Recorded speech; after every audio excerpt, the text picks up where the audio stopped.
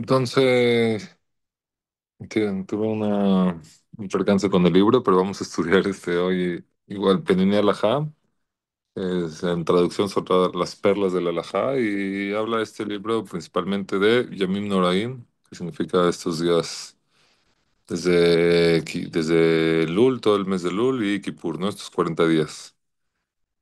Entonces, dice así, vamos a empezar con el tema de Selijot y de dónde viene un poco este concepto. Ayer me preguntaba Sara que si la Teshuvah es tan importante y se puede hacer lo que hablamos ayer, se puede hacer cada día y de hecho hay que entrar en esta relación con Dios y el regreso a Dios, la Teshuvah cada día y es algo que podemos aplicar tanto. ¿Por qué específicamente estos 40 días? Este, Sí, porque estos 40 días específicamente se establecieron para la Teshuvah. Entonces, la semana pasada hablamos que había un concepto ahorita como de cierre en el UL, ¿no? Estamos haciendo el cierre del año, entonces uno entra, voltea hacia atrás, ve qué hizo bien, qué hizo mal, cierra este año para prepararse para el siguiente. Pero vamos a ver desde dónde viene, sí, el concepto de que hay Teshuvah en estos meses del UL. En este mes del UL y los primeros 10 días desde Rosh Hashanah hasta Kippur. Entonces, así. Los días de Lul, los 29, 30 días de Lul y los 10 días de Teshuvah son muy propicios para despertar la Teshuvah. Así como hay días que son propicios para otras cosas, Pesach tiene su propio trabajo, Shavuot su propio trabajo, Sukkot su propio trabajo, estos 40 días son muy propicios para el servicio, sí, para el servicio y la Teshuvah. Porque encontramos que en el pasado estos días fue cuando Dios tuvo la voluntad, digamos, sí, aceptó la tefilá o perdonó al pueblo de Israel por el pecado del becerro de oro. Entonces, ¿cómo fue esto? 40 días después de Matan Torah, cuando estábamos en el desierto, el 6 de Sivan, 7 de Sivan, se nos entrega la Torah.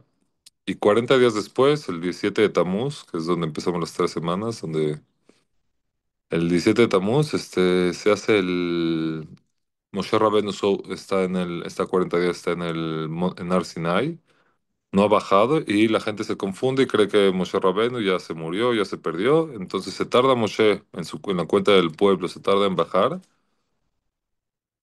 y hubo gente que empezó a influenciar a todo el pueblo hasta el nivel de como no vino Moshe, hicieron el becerro de oro, ¿no? Para como quitar la conducción divina y decir, a partir de ahorita la conducción va a ser a través de este Hegel, ¿no? Hubo ahí una confusión en el pueblo, una mala influencia y decidieron después de 40 días después de haber recibido la Torah, decidieron hacer el pecado del becerro de oro.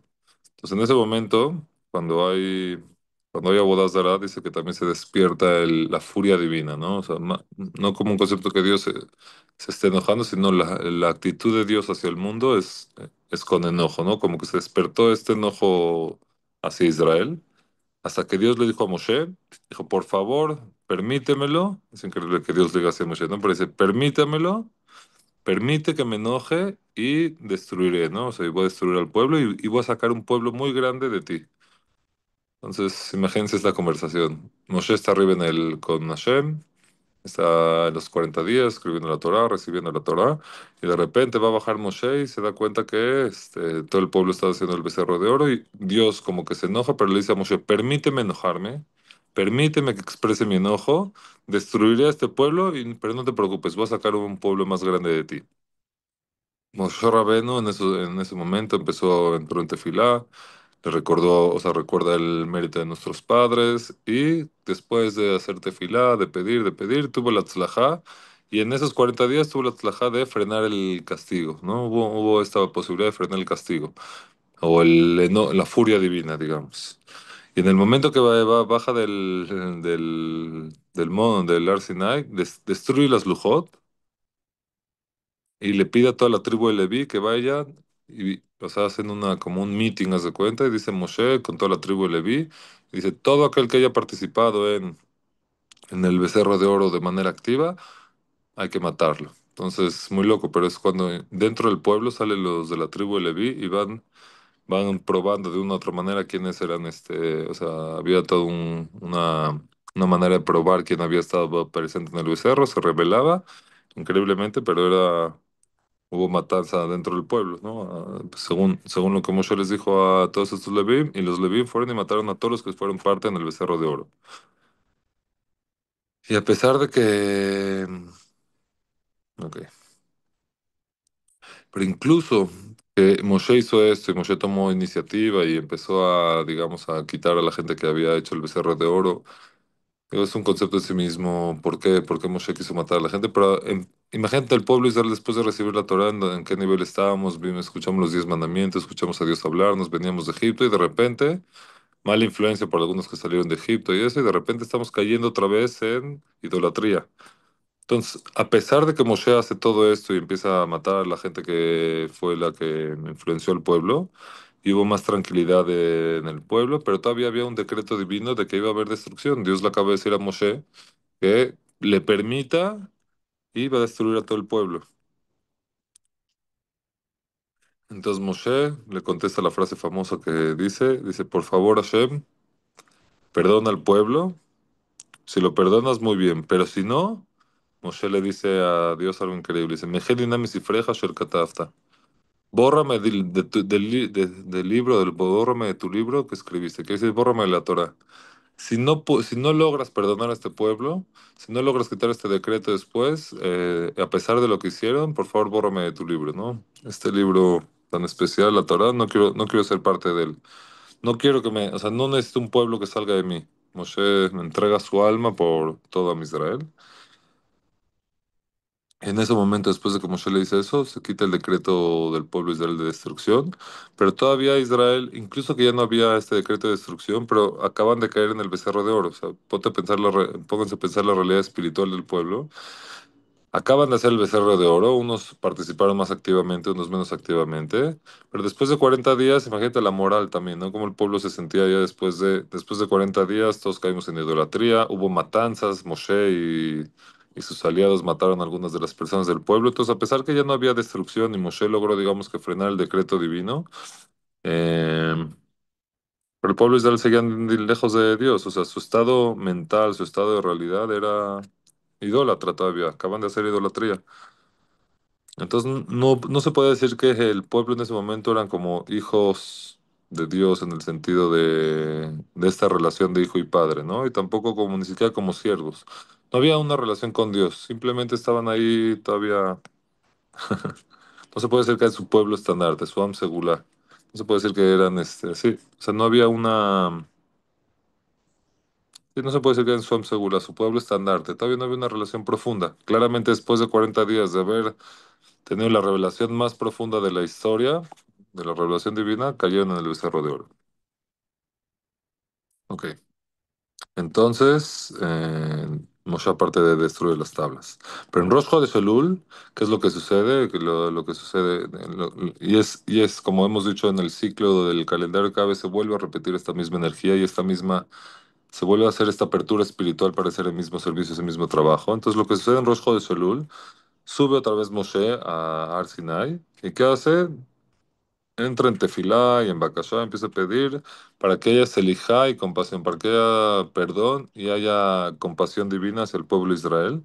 Y el día de Kippur, después de 40 días desde que sube Moshe al Ar Sinai, se recibe la Teshuvá por completo para Israel y baja Moshe a dar las segundas tablas de la ley. Las primeras tablas cuando Moshe las avienta y las destruye, Moshe vuelve a subir. Dios le dice, Salachti bareja, los perdono al pueblo según como tú me lo pediste, digamos. Baja las segundas tablas y baja a decirles en Kippur, de que son perdonados. Ahora, ahorita viéndolo desde mucho tiempo adelante es más difícil, pero imagínense, voltear para atrás, está en el desierto, todo el pueblo estamos, acabamos de hacer el becerro de oro, se nos promete destrucción, se nos promete todo esto. Moshe vuelve a subir 40 días y el día de Kippur baja con las noticias, esténse tranquis, todo está perfecto, ¿no? Les anuncia la selija de el perdón divino. Y no solo el perdón divino, sino que la relación de Israel y Dios regresa a su estado ideal.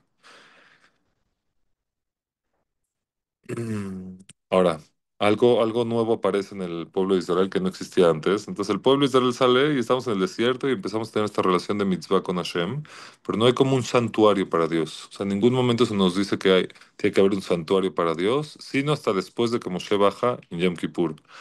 Cuando Moshe baja después en Yom Kippur y anuncia que ya hay perdón y que todo está tranquilo, este, ya que había tanta cercanía en ese momento y hay una renovación de la cercanía, como dijimos, en el lugar donde un Baal Teshuvah se encuentra, ni siquiera un tzadik muy grande puede estar ahí. Quiere decir, cuando uno se permite a renovar su relación con Dios, ni siquiera el más tzadik puede estar ahí, porque la sensación de renovación, de renovar la relación, es algo muy, muy cercano al corazón de todos los seres humanos. La sensación de que hubo distancia, luego hubo abrazo de nuevo, es una sensación muy profunda.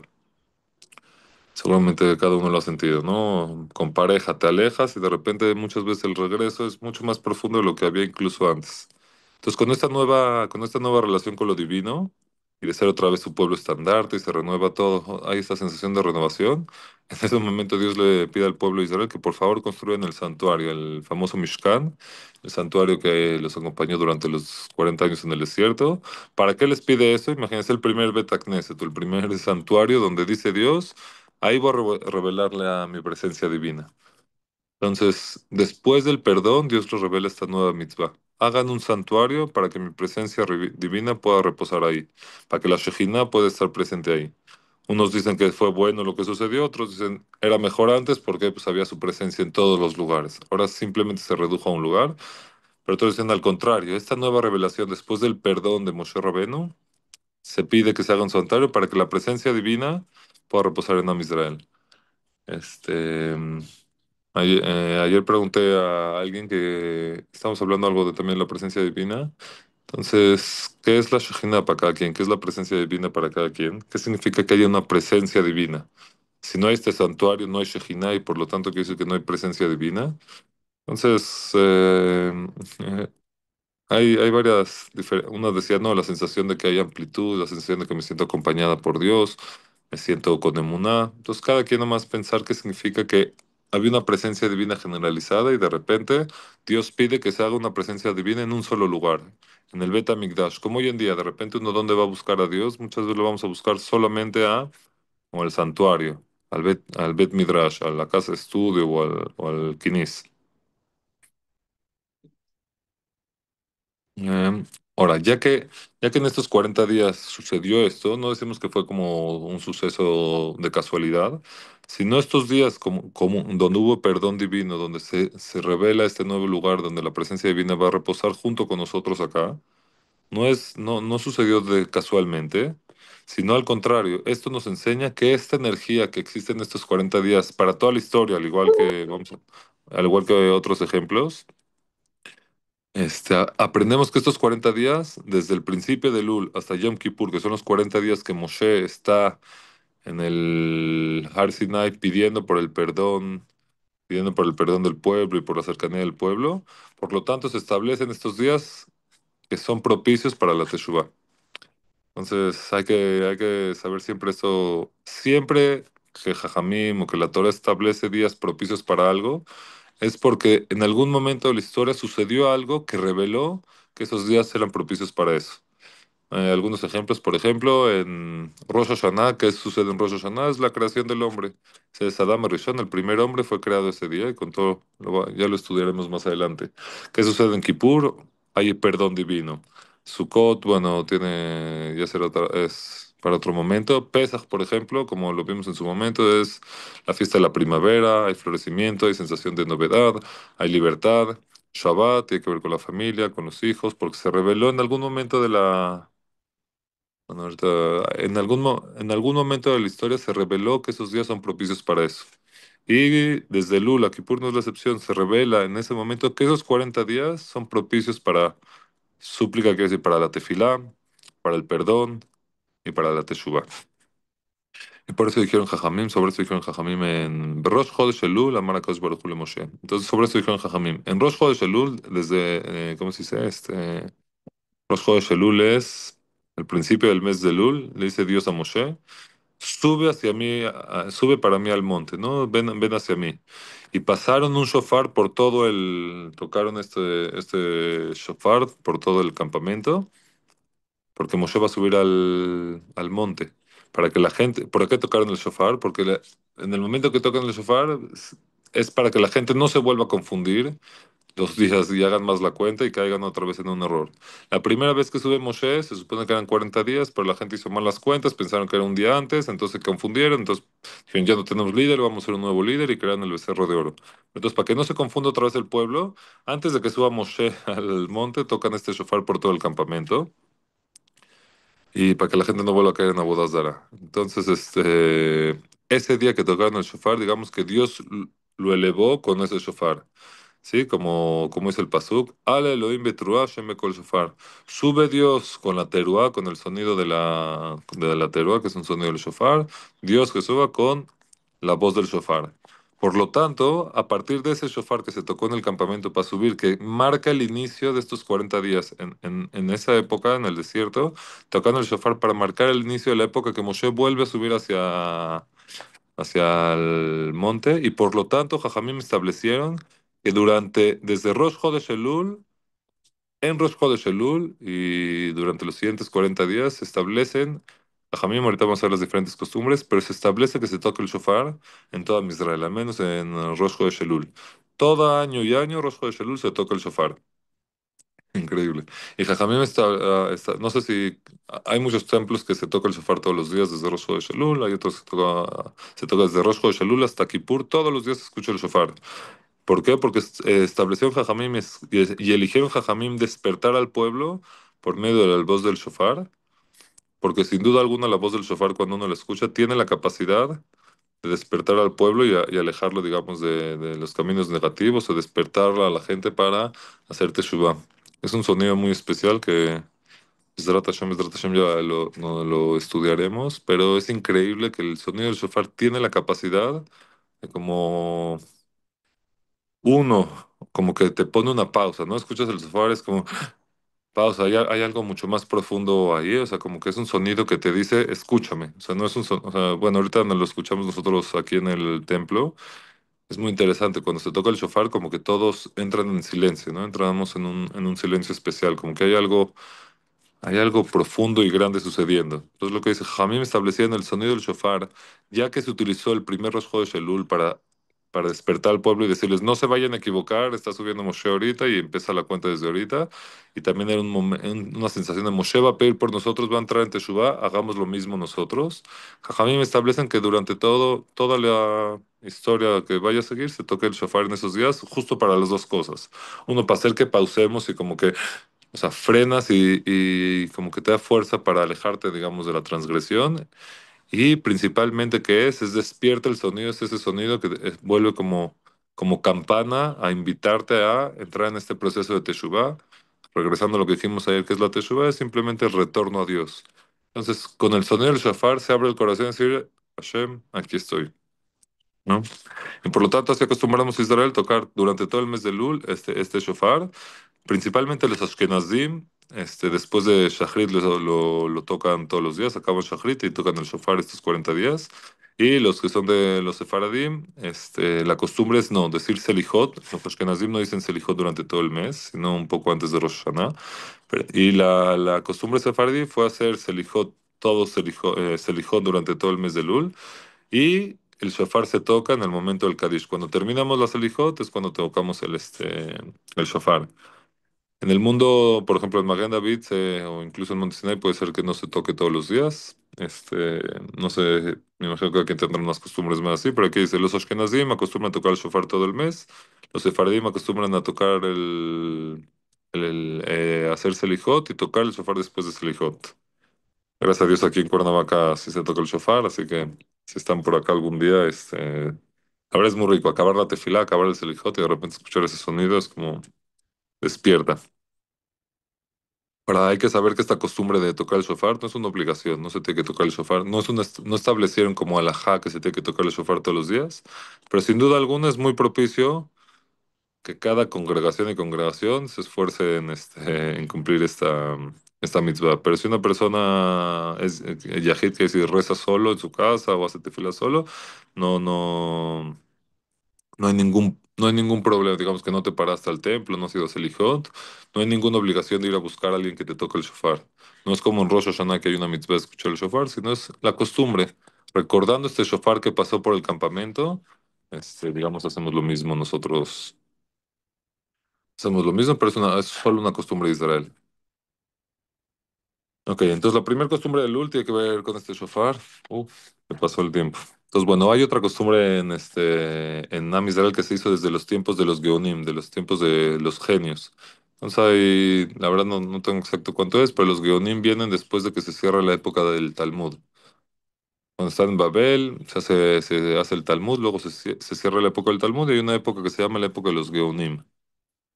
Este, ellos establecieron que durante todo este mes de Lul, separen, se despierten las personas un poco más antes de que sea el amanecer. Nos despertemos, digamos, Beshmoret Tabok en las primeras horas de la mañana. Y los Kenazim se dice lo acostumbran, al menos en hacer Yemet Teshuvah, en los días desde Rosh Hashanah hasta Kippur. A lo mejor hacer ese hincapié. Los días entre Rosh Hashanah y Kippur se llaman hacer Yemet Teshuvah. Son los 10 días propicios para Teshuvah, que estableció Jajamim incluso en los días. Entonces, hay quien acostumbra a hacerse el lijot en los días de los 10 días de Teshuvah y hay quien acostumbramos a hacerlo los 40 días desde un día después de Rosh Chodesh Elul. Ahora, la esencia de esto es, ¿qué es lo que queremos al hacer Selijot? Básicamente lo que estamos despertando en Selijot es que estos 40 días sean para despertar hacia la Teshuvah, dar un momento en el día. Ya, igual la Teshuvah se puede hacer todo durante todo el día o todos los días, pero cuando entras a Selijot es un momento propicio para cuando están cantando la gente, lo que estás diciendo. Este, la idea es despertar, la esencia de Selijot es tratar, por medio de estas palabras y lo que vamos a decir, despertar hacia la Teshuvah sí, y como este reconocimiento de falta o pedir el perdón divino, ¿no? Así, reconociendo lo que hizo Moshe, digamos, haciendo ese trabajo Moshe, haciéndolo cada uno de nosotros.